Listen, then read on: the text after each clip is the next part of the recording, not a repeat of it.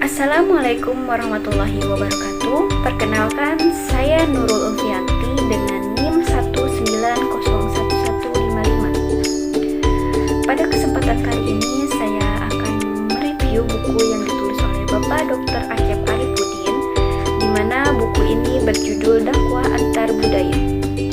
Ya ayyuhan nasu inna khalaqnakum min dzakarin wa untha وجعلناكم شعوبا وقبائل لتعارفوا إن أكرمكم عند الله أتقاكم إن الله عليم خبير.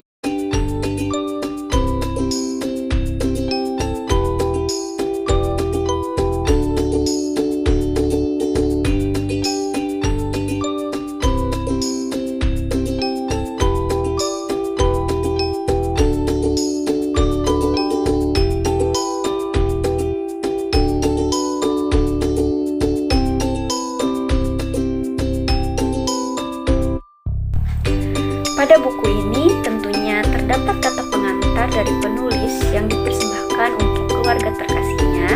Lalu terdapat mukadimah yang berisi penjelasan mengenai sejarah adanya dakwah, lahirnya ilmu dakwah, aspek pluralitas dalam dakwah antar budaya, pengakuan Al-Quran tentang keragaman, dakwah antar budaya, dan wujud interaksi simbolik antara da'i dan mad'u. Buku ini berisi 10 bab. Yang bab pertama ini menjelaskan mengenai perspektif dakwah antar budaya di kalangan masyarakat yang beragam. Masyarakat cenderung memiliki atau mudah terjadinya sebuah konflik dalam menjalankan kehidupannya. Nah, konflik antar budaya umumnya terjadi karena perbedaan suku, agama, ras, dan antar golongan yang lebih dikenal dengan istilah sara.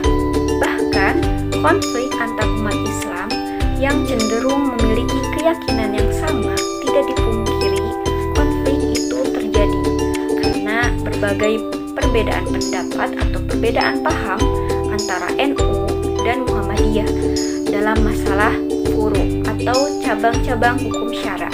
Dalam Islam tentu tidak akan membiarkan konflik tersebut terjadi secara terus-menerus. Nah, pada bab ke-1 ini terdapat solusi untuk problematika yang telah terjadi pada kalangan masyarakat. Nah, solusi tersebut dapat diatasi melalui dakwah pada masyarakat. Nah, dakwah ini dapat melalui metode pendekatan dakwah intra dan antar budaya. Maksudnya apa sih? Nah, di sini juga dijelaskan bahwa dakwah intra dan antar budaya ini ialah proses dakwah yang mempertimbangkan keragaman budaya antara da'i dan mad'u, dan pendekatan ini juga sebagai pendekatan budaya damai sebagai salah satu watak dasar Islam sebagai agama perdamaian. Islam sendiri berasal dari kata Arab yaitu aslama. Secara bahasa memang bermakna damai, sikap pasrah, tunduk, dan patuh. Dengan begitu, Islam disampaikan mesti dengan menunjukkan sikap kasih sayang dan praktik menjunjung tinggi perdamaian, toleransi, dan penghargaan kepada orang lain. Sedangkan budaya berasal dari kata budi, artinya akal dan daya. Secara sederhana, kebudayaan adalah hasil cipta, karya, dan karsa manusia yang diperoleh melalui belajar. Setiap masyarakat itu berada tentu tidak terlepas dari unsur budaya dan kebudayaan universalnya. Dalam terminologi teknis agama, peninggalan budaya sering disebut sebagai hukum, yaitu pengetahuan tentang norma dan nilai yang disepakati dan diketahui. Hukum juga merupakan faktor perekat keragaman budaya sekaligus menjadi salah satu faktor penyebab terjadinya konflik. Tetapi apabila ini bernilai positif, maka metode dakwah intra dan antar budaya dapat berfungsi sebagai memelihara dan menegakkan unsur perekat. Pada bab kedua ini menjelaskan mengenai konsep kesukubangsaan.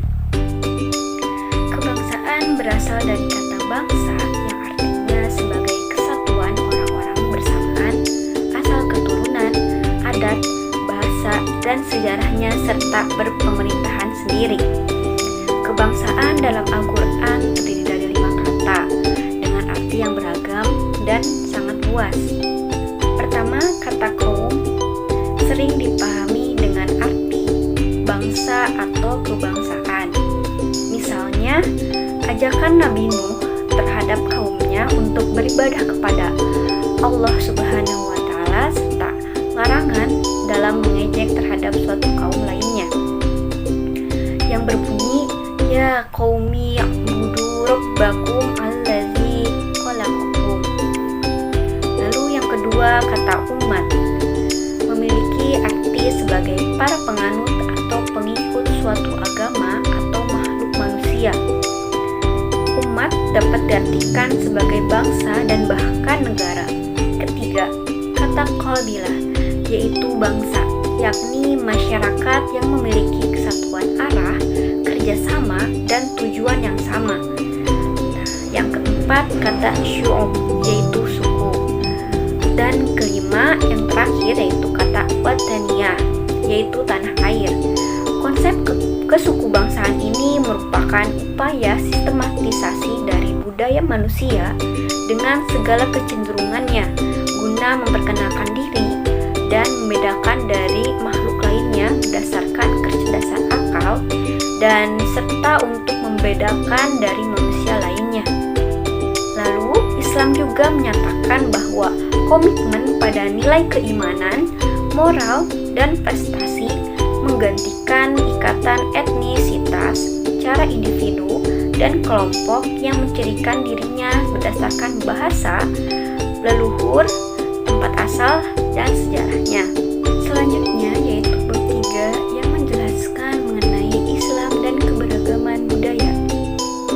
Selain keberagaman budaya, tentu manusia itu sendiri makhluk yang sangat beragam, sesuai dengan dinamika budaya dan perkembangannya, di mana beragamnya yaitu dari bahasa, karakter, pola pikir, kebiasaan, warna kulit, bentuk tubuh, dan lain sebagainya. Dalam bahasa Quran, manusia itu diciptakan dari satu keturunan dan menimbulkan banyak keturunan lainnya. Seperti dalam Quran surat An-Nisa ayat 1 yang berbunyi, يا أيها الناس اتقوا ربكم الذي خلقكم من نفس واحدة وخلق منها زوجها وبث منهما رجالا كثيرا ونساء واتقوا الله الذي تساءلون به والأرحام إن الله كان عليكم رقيبا. peranan anak sebagai pewaris begitu kuat, terutama anak laki-laki, seperti pada masyarakat Sunda, karena ada anggapan bahwa anak laki-laki itu lebih kuat dan bertanggung jawab serta dapat meringankan beban dibanding dengan anak perempuan. Namun, pada hakikatnya antara anak laki-laki dan perempuan memiliki peran yang sama dan satu sama lainnya saling melengkapi dan membutuhkan, sehingga terjadinya sebuah interaksi, saling berkompetisi, saling mengenal, dan saling mengisi satu dengan yang lainnya. Contoh proses akulturasi budaya lokal dengan Islam antara lain terdapat tradisi gerebegan di Yogyakarta, budaya ngatus yaitu peringatan 100 hari bagi orang yang telah meninggal, lalu ada pergelaran wayang di Jawa, lalu ada upacara Yangku di Panjalu, Jawa Barat, perayaan ulang tahun, tradisi Mauludan dan Rajaban, lalu ada halal bihalal atau perayaan Idul Fitri. Nah, keragaman suku, bangsa, dan budaya adalah kenyataan objektif dan positif yang merupakan salah satu tanda dari kebesaran Allah Subhanahu wa Ta'ala. Selanjutnya yaitu bab 5 yang membahas mengenai wujud Islam sebagai kesatuan dan keragaman. Keragaman di sini ialah keragaman umat Islam dalam pemahaman maupun praktik di kehidupan sehari-harinya. Keragaman pemahaman juga sangat berakar kuat dalam tradisi Islam karena posisi akal yang sangat vital dan sentral dalam Islam. Misalnya pemahaman dan pengalaman Islam yang penerapannya dilakukan oleh organisasi-organisasi Islam di Indonesia seperti Nahdlatul Ulama atau NU, Muhammadiyah, Persatuan Islam, Al-Irsyad, Al-Jami'ah, Al-Wasliyah, dan Persatuan Umat Islam. Dan kesatuannya ialah Al-Quran sebagai pedoman dalam kehidupan sosial maupun budaya. Kesatuan lainnya ialah sama-sama berpegang teguh terhadap kepercayaan tauhid atau keesaan Tuhan, keyakinan terhadap kitab Al-Quran, arah kiblat, praktik sholat, puasa, dan haji. Selanjutnya pada bab 6 ini membahas mengenai strategi dakwah antar budaya. Nah, strategi dakwah Islam adalah perencanaan dan penyerahan kegiatan dan operasi dakwah Islam yang dibuat secara rasional untuk mencapai tujuan-tujuan Islam yang meliputi seluruh dimensi kemanusiaan. Strategi dakwah antar budaya ini perlu dilakukan perencanaan terlebih dahulu, di mana dilakukannya sebuah pengamatan agar tujuan dari dakwah antar budaya ini tercapai. Rasulullah Shallallahu Alaihi Wasallam sebelum diangkat menjadi Rasul, di mana bertahun-tahun terlibat dalam pemikiran dan kontemplasi mendalam dalam membaca masyarakat komersial dan glamor kota Mekah. Hasil pengamatan tersebut memunculkan 3 fenomena sosial religius. Pertama, politisme yang merajalela di mana-mana. Kedua, kesenjangan sosial ekonomi. Ketiga, tidak adanya rasa tanggung jawab terhadap nasib manusia secara keseluruhan. Strategi dakwah antar budaya memiliki tujuan dalam transformasi nilai-nilai Islam terhadap mad'u yang beraneka ragam, di mana keanekaragaman budaya ini disesuaikan dengan budaya Islam. Selanjutnya pada bab 7 ini membahas mengenai dakwah di perkotaan. Dakwah merupakan upaya untuk mengajak seseorang agar tetap berada di jalan yang benar. Proses dakwah pertama yaitu dakwah yang dilakukan oleh Nabi Adam alaihissalam, di mana kegagalannya mengajak anak sulungnya Qabil agar tidak mengedepankan harta, wanita, dan kedudukan, posisi, dan status, meskipun ia seorang anak sulung. Nah, budaya senioritas yang diaktori Qabil dan telah melekat pada dirinya ternyata telah menjadi salah satu bentuk tantangan kuat dalam proses dakwah. Berdakwah di era masyarakat kota tentu perlu dilakukan pengamatan mengenai berbagai karakteristik yang melekat pada masyarakat kota itu sendiri. Umumnya masyarakat kota relatif sangat menghormati waktu karena tuntutan mereka demi keberlangsungan hidup.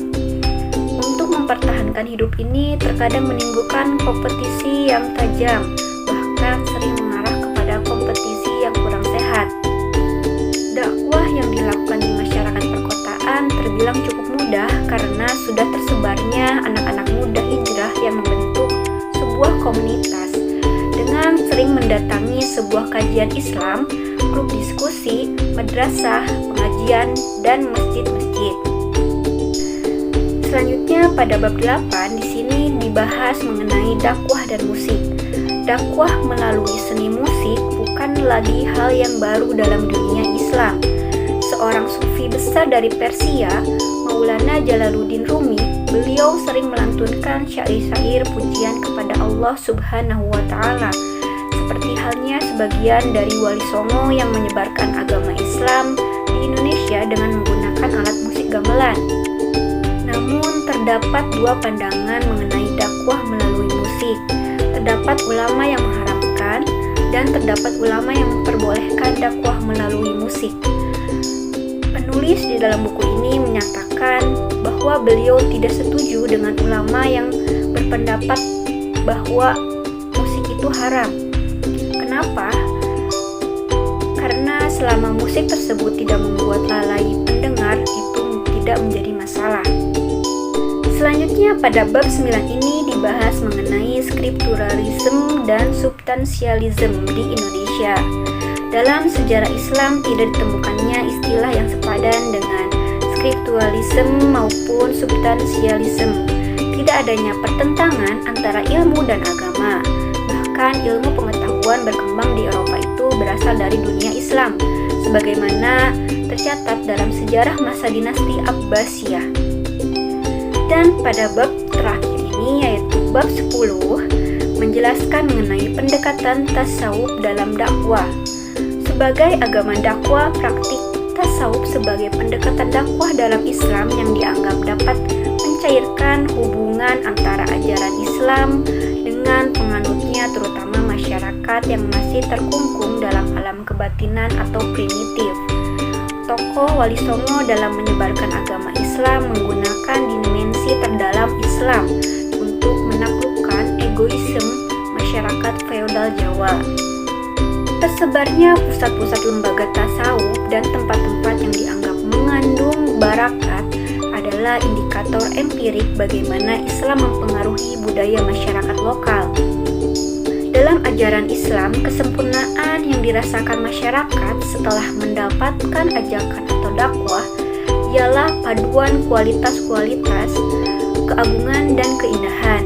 Tasawuf menyajikan kualitas-kualitas keindahan ini bermakna kebebasan dari keterbatasannya dosa-dosa, kebiasaan, serta prasangka yang telah menjadi watak, diharapkan membekali dengan kekhasan sifat manusia yang telah Allah berikan. Adapun karakter lain dari tasawuf ialah ekspresi yang sering dipegang pada keseimbangan antara cinta dan pengetahuan.